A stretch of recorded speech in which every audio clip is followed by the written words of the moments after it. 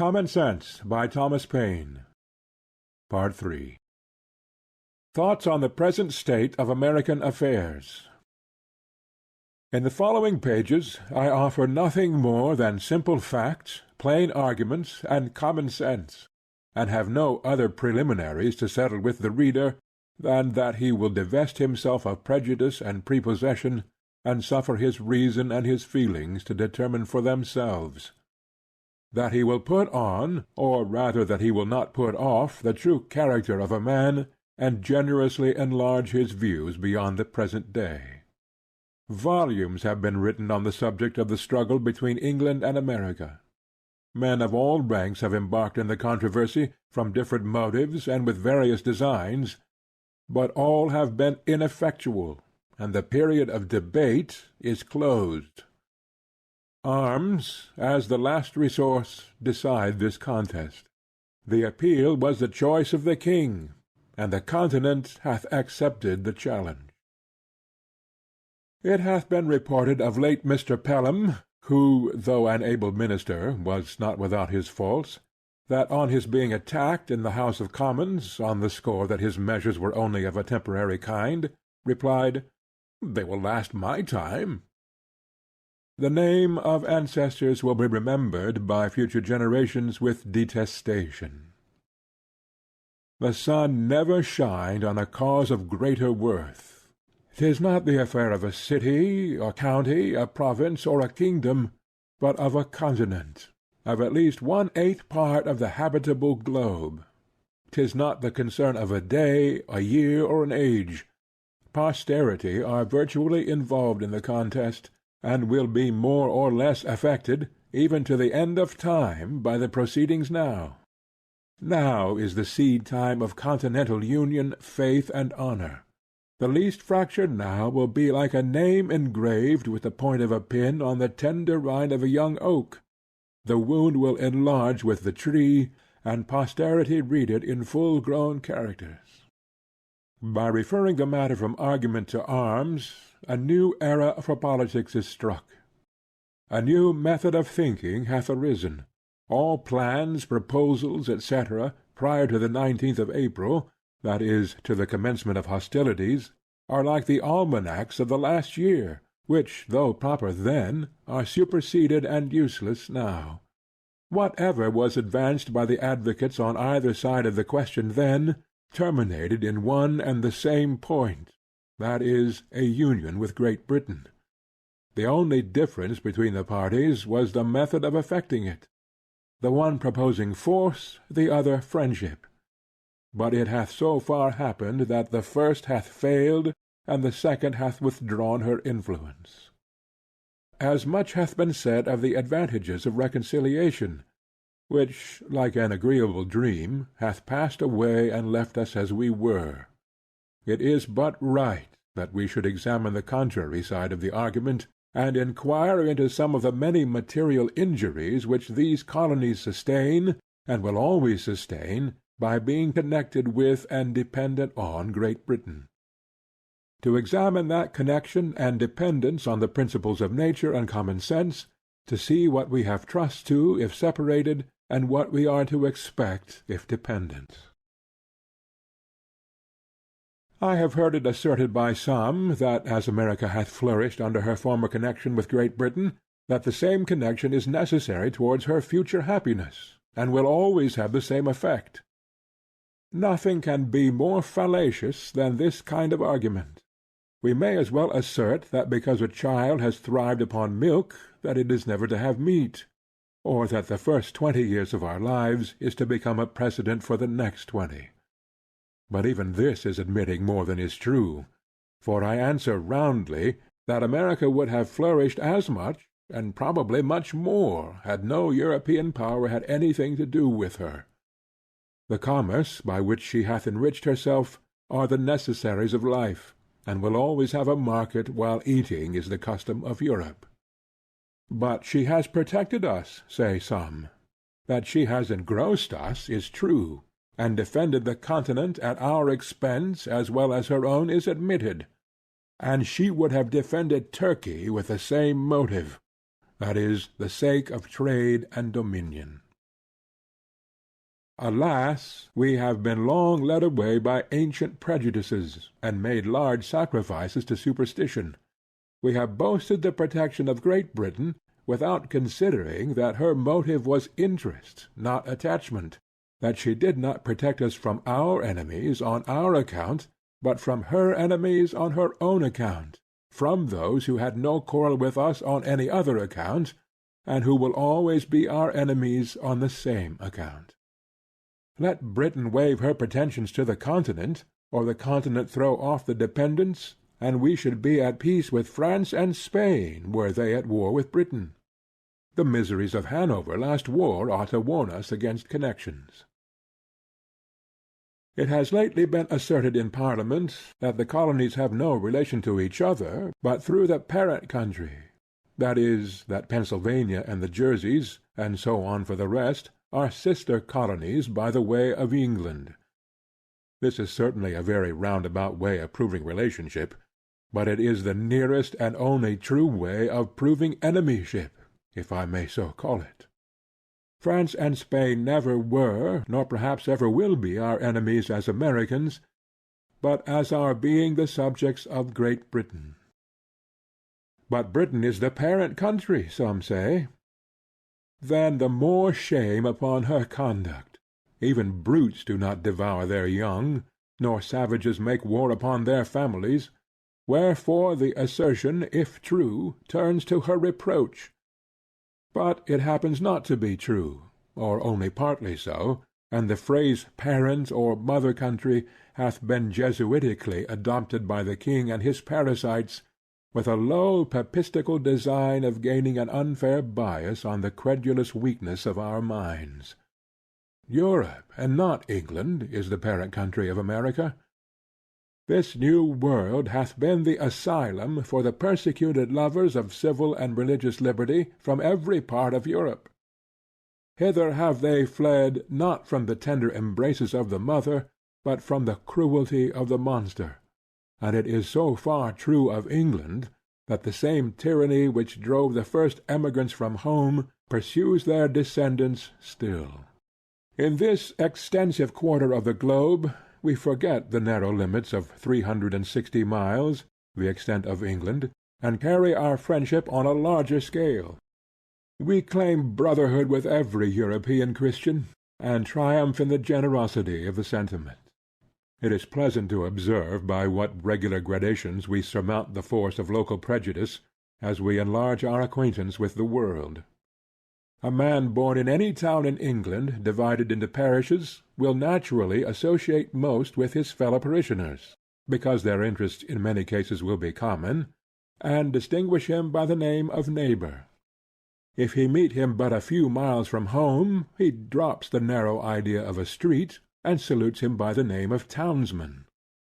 If he travel out of the county, and meet him in any other, he forgets the minor divisions of street and town, and calls him countryman, that is, countryman. But if in their foreign excursions they should associate in France or any other part of Europe, their local remembrance would be enlarged into that of Englishmen, and by a just parity of reasoning, all Europeans meeting in America or any other quarter of the globe are countrymen; for England, Holland, Germany, or Sweden, when compared with the whole, stand in the same places on the larger scale which the divisions of street, town, and county do on the smaller ones, distinctions too limited for continental minds. Not 1/3 of the inhabitants, even of this province, are of English descent; wherefore I reprobate the phrase of parent or mother country applied to England only, as being false, selfish, narrow, and ungenerous. But admitting that we are all of English descent, what does it amount to? Nothing. Britain, being now an open enemy, extinguishes every other name and title; and to say that a reconciliation is our duty is truly farcical. The first king of England of the present line, William the Conqueror, was a Frenchman, and half the peers of England are descendants from the same country. Therefore, by the same method of reasoning, England ought to be governed by France. Much has been said of the united strength of Britain and the colonies. that in conjunction they might bid defiance to the world. But this is a mere presumption. The fate of war is uncertain, neither do the expressions mean anything, for this continent would never suffer itself to be drained of inhabitants to support the British arms in either Asia, Africa, or Europe. Besides, what have we to do with setting the world at defiance? Our plan is commerce, and that, well attended to, will secure us the peace and friendship of all Europe, because it is the interest of all Europe to have America a free port. Her trade will always be a protection, and her barrenness of gold and silver secure her from invaders. I challenge the warmest advocate for reconciliation to show a single advantage that this continent can reap by being connected with Great Britain. I repeat the challenge. Not a single advantage is derived. Our corn will fetch its price in any market in Europe, and our imported goods must be paid for, buy them where you will. But the injuries and disadvantages we sustain by that connection are without number, and our duty to mankind at large, as well as to ourselves, instruct us to renounce the alliance, because any submission to or dependence on Great Britain tends directly to involve this continent in European wars and quarrels, and sets us at variance with nations who would otherwise seek our friendship, and against whom we have neither anger nor complaint. As Europe is our market for trade, we ought to form no partial connection with any part of it. It is the true interest of America to steer clear of European contentions, which she can never do while by her dependence on Britain she is made the make-weight in the scale of British politics. Europe is too thickly planted with kingdoms to be long at peace, and whenever a war breaks out between England and any foreign power, the trade of America goes to ruin because of her connection with England. The next war may not turn out like the last, and should it not, the advocates for reconciliation now will be wishing for separation then, because neutrality in that case would be a safer convoy than a man of war. Everything that is right or natural pleads for separation. The blood of the slain, the weeping voice of nature, cries, "'Tis time to part." Even the distance at which the Almighty hath placed England and America is a strong and natural proof that the authority of the one over the other was never the design of heaven. The time likewise at which the continent was discovered adds weight to the argument, and the manner in which it was peopled increases the force of it. The Reformation was preceded by the discovery of America, as if the Almighty graciously meant to open a sanctuary to the persecuted in future years, when home should afford neither friendship nor safety. The authority of Great Britain over this continent is a form of government which sooner or later must have an end, and a serious mind can draw no true pleasure by looking forward under the painful and positive conviction that what he calls the present constitution is merely temporary. As parents, we can have no joy knowing that this government is not sufficiently lasting to assure anything which we might bequeath to posterity, and by a plain method of argument, as we are running the next generation into debt, we ought to do the work of it, otherwise we use them meanly and pitifully. In order to discover the line of our duty rightly, we should take our children in our hand and fix our station a few years farther into life. That eminence will present a prospect which a few present fears and prejudices conceal from our sight. Though I would carefully avoid giving unnecessary offence, yet I am inclined to believe that all those who espouse the doctrine of reconciliation may be included within the following descriptions: interested men, who are not to be trusted; weak men, who cannot see; prejudiced men, who will not see; and a certain set of moderate men, who think better of the European world than it deserves.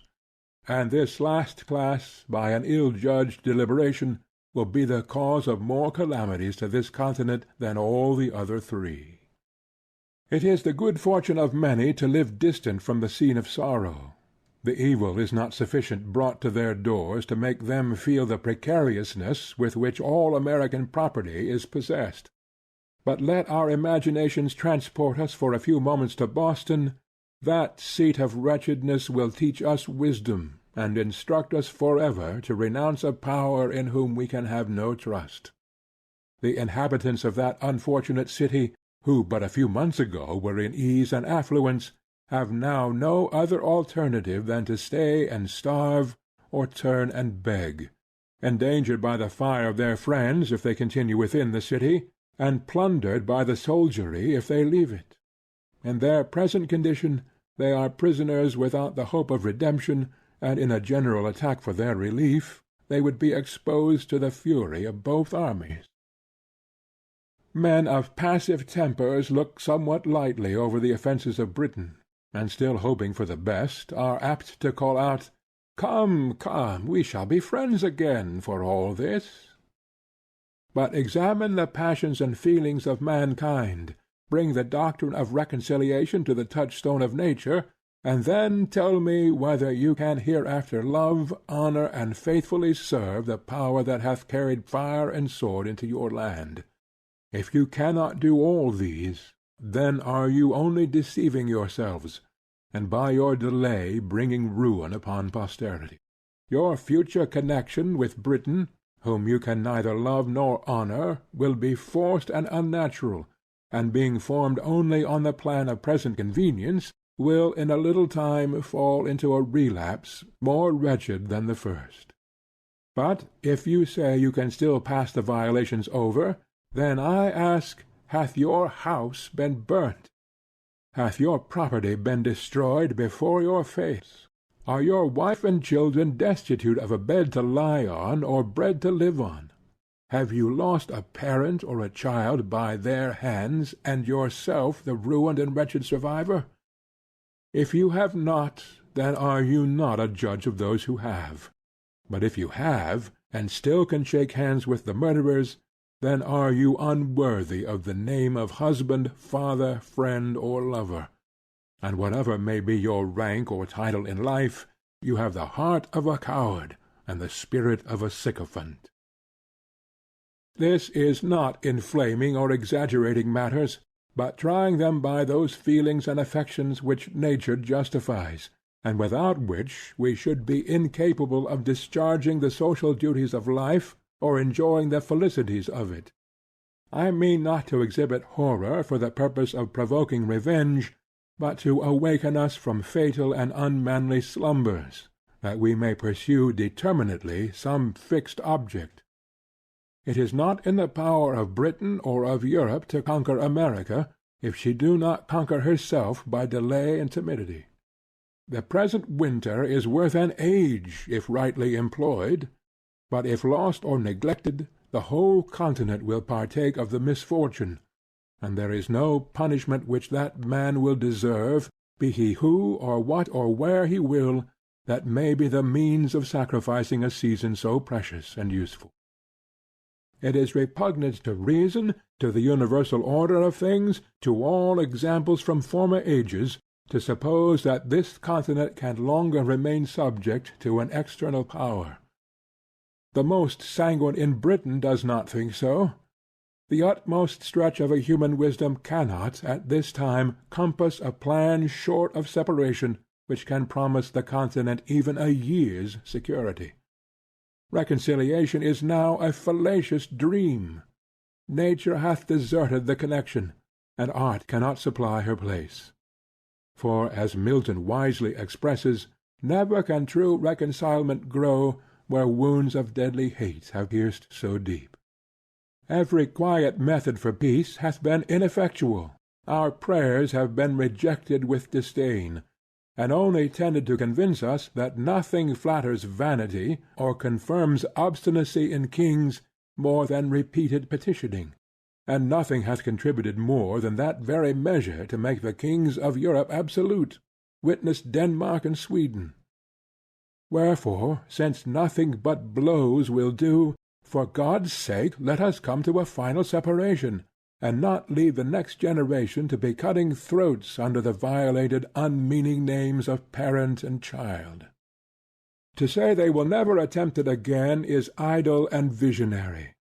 We thought so at the repeal of the Stamp Act, yet a year or two undeceived us. As well may we suppose that nations which have been once defeated will never renew the quarrel. As to government matters, it is not in the power of Britain to do this continent justice. The business of it will soon be too weighty and intricate to be managed with any tolerable degree of convenience by a power so distant from us and so very ignorant of us. For if they cannot conquer us, they cannot govern us. To be always running 3,000 or 4,000 miles with a tale or a petition, waiting 4 or 5 months for an answer, which, when obtained, requires 5 or 6 more to explain it in, will in a few years be looked upon as folly and childishness. There was a time when it was proper, and there is a proper time for it to cease. Small islands, not capable of protecting themselves, are the proper objects for kingdoms to take under their care. But there is something very absurd in supposing a continent to be perpetually governed by an island. In no instance hath nature made the satellite larger than its primary planet, and as England and America with respect to each other reverses the common order of nature, it is evident they belong to different systems, England to Europe, America to itself. I am not induced by motives of pride, party, or resentment to espouse the doctrine of separation and independence. I am clearly, positively, and conscientiously persuaded that it is the true interest of this continent to be so, that everything short of that is mere patchwork, that it can afford no lasting felicity, that it is leaving the sword to our children, and shrinking back at a time when a little more, a little farther, would have rendered this continent the glory of the earth. As Britain hath not manifested the least inclination towards a compromise, we may be assured that no terms can be obtained worthy the acceptance of the continent, or in any ways equal to the expense of blood and treasure we have already been put to. The object contended for ought always to bear some just proportion to the expense. The removal of North, or the whole detestable junto, is a matter unworthy the millions we have expended. A temporary stoppage of trade was an inconvenience which would have sufficiently balanced the repeal of all acts complained of, had such repeals been obtained. But if the whole continent must take up arms, if every man must be a soldier, it is scarcely worth our while to fight against a contemptible ministry only. Dearly, dearly do we pay for the repeal of the acts if that is all we fight for in a just estimation it is as great a folly to pay a Bunker Hill price for law as for land. As I have always considered the independency of this continent as an event which sooner or later must arrive, so from the late rapid progress of the continent to maturity, the event could not be far off. Wherefore, on the breaking out of hostilities, it was not worth while to have disputed a matter which time would have finally redressed, unless we meant it to be in earnest. Otherwise, it is like wasting an estate on a suit at law to regulate the trespasses of a tenant whose lease is just expiring. No man was a warmer wisher for reconciliation than myself before the fatal 19th of April, 1775. But the moment the event of that day was made known, I rejected the hardened, sullen-tempered Pharaoh of England forever, and disdained the wretch that with the pretended title of father of his people can unfeelingly hear of their slaughter and composedly sleep with their blood upon his soul. But admitting that matters were now made up, what would be the event? I answer, the ruin of the continent, and that for several reasons. First, the powers of governing still remaining in the hands of the king, he will have a negative over the whole legislation of this continent. And as he hath shown himself such an inveterate enemy to liberty, and discovered such a thirst for arbitrary power, is he or is he not a proper man to say to these colonies, You shall make no laws but what I please. And is there any inhabitant in America so ignorant as not to know that according to what is called the present Constitution, that this continent can make no laws but what the king gives leave to? And is there any man so unwise as not to see that, considering what has happened, he will suffer no law to be made here but such as suit his purpose?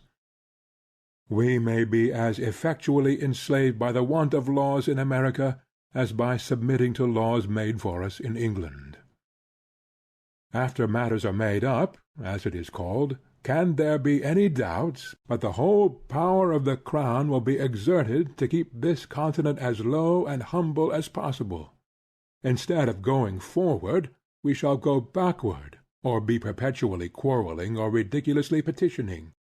We are already greater than the king wishes us to be, and will he not hereafter endeavor to make us less? To bring the matter to one point, is the power who is jealous of our prosperity a proper power to govern us?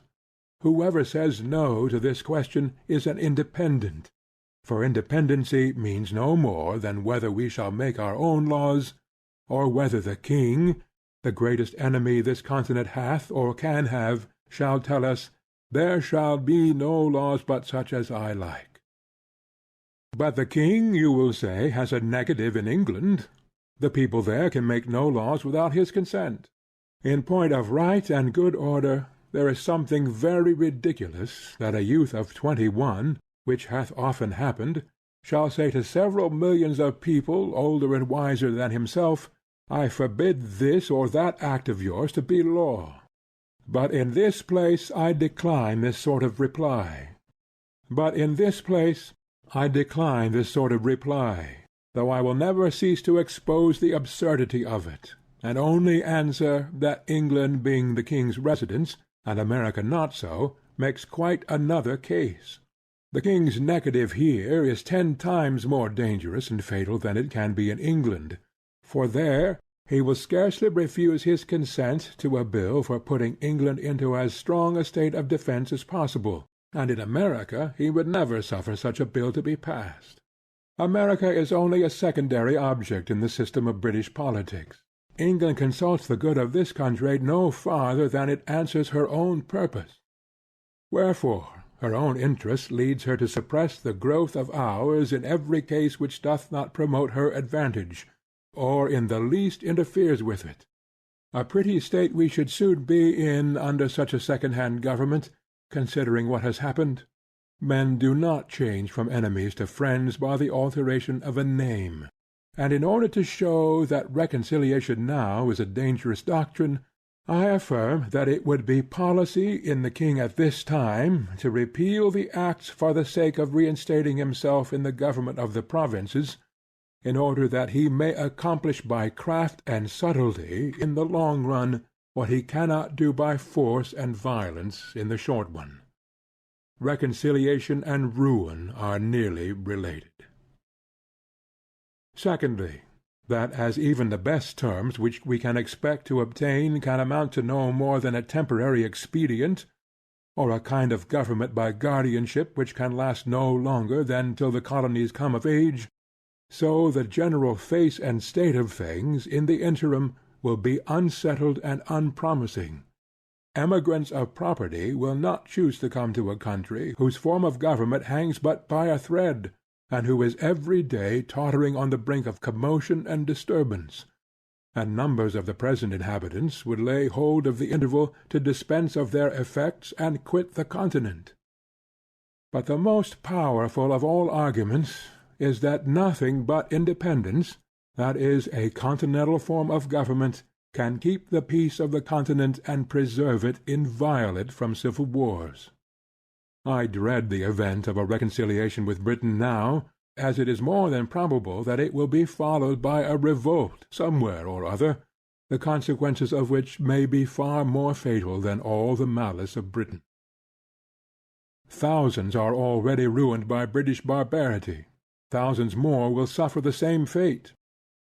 Those men who have other feelings than us have nothing suffered. All they now possess is liberty, What they before enjoyed is sacrificed to its service, and having nothing more to lose, they disdain submission. Besides, the general temper of the colonies towards a British government will be like that of a youth who is nearly out of his time. They will care very little about her, and a government which cannot preserve the peace is no government at all, and in that case we pay our money for nothing. And pray what is it that Britain can do, whose power will be wholly on paper, should a civil tumult break out the very day after reconciliation?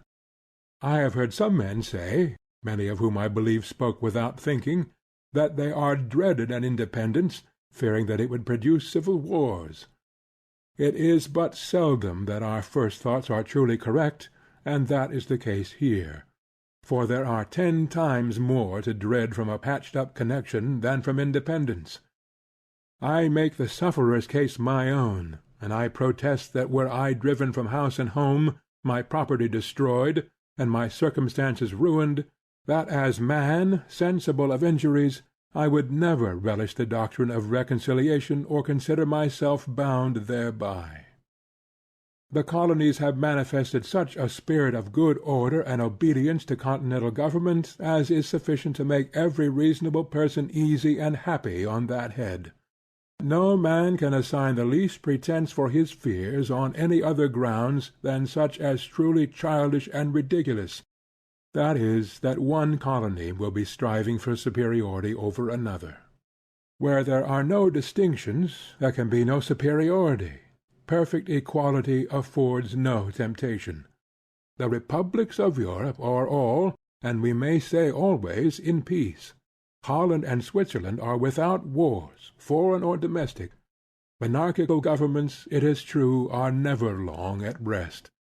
The crown itself is a temptation to enterprising ruffians at home, and that degree of pride and insolence ever attendant on regal authority swells into a rupture with foreign powers in instances where a republican government, by being formed on more natural principles, would negotiate the mistake. If there is any true cause of fear respecting independence, it is because no plan is yet laid down. Men do not see their way out. Wherefore, as an opening into that business, I offer the following hints, at the same time modestly affirming that I have no other opinion of them myself than that they may be the means of giving rise to something better. Could the straggling thoughts of individuals be collected, they would frequently form materials for wise and able men to improve into useful matter. Let the assemblies be annual, with a president only, the representation more equal, their business wholly domestic and subject to the authority of a continental congress. Let each colony be divided into 6, 8, or 10 convenient districts, each district to send a proper number of delegates to Congress, so that each colony send at least 30. The whole number in Congress will be at least 390. Each Congress to sit and choose a president by the following method. When the delegates are met, let a colony be taken from the whole 13 colonies by lot, after which let the whole Congress choose, by ballot, a president from out of the delegates of that province. In the next Congress let a colony be taken by lot from 12 only, omitting that colony from which the president was taken in the former Congress, and so proceeding on till the whole 13 shall have had their proper rotation. And in order that nothing may pass into law but what is satisfactorily just, not less than 3/5 of the Congress to be called a majority. He that will promote discord, under a government so equally formed as this, would have joined Lucifer in his revolt. But as there is a peculiar delicacy, from whom or in what manner this business must first arise, and as it seems almost agreeable and consistent that it should come from some intermediate body between the governed and the governors, that is, between Congress and the people, let a continental conference be held, in the following manner and for the following purpose.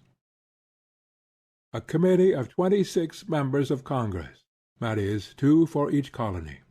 2 members from each house of assembly or provincial convention, and 5 representatives of the people at large, to be chosen in the capital city or town of each province, for and in behalf of the whole province, by as many qualified voters as shall think proper to attend from all parts of the province for that purpose; or, if more convenient, the representatives may be chosen in 2 or 3 of the most populous parts thereof.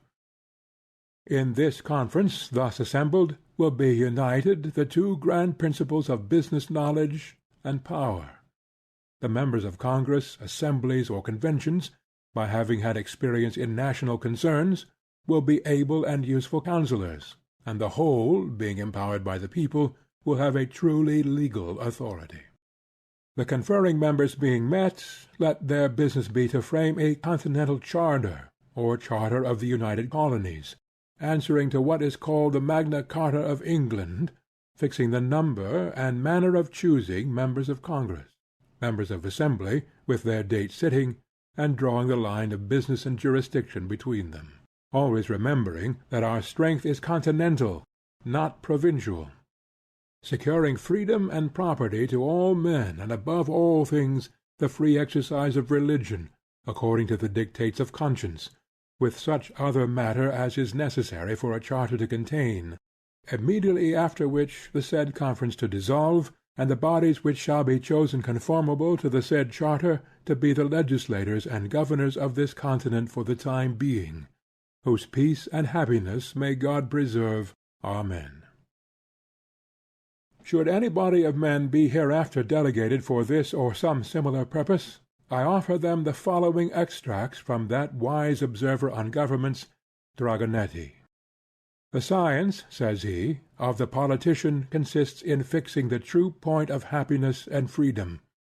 Those men would deserve the gratitude of ages who should discover a mode of government that contained the greatest sum of individual happiness with the least national expense.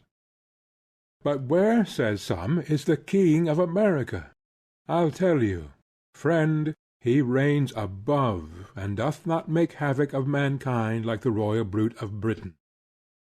Yet that we may not appear to be defective even in earthly honors, let a day be solemnly set apart for proclaiming the charter. Let it be brought forth placed on the divine law, the word of God.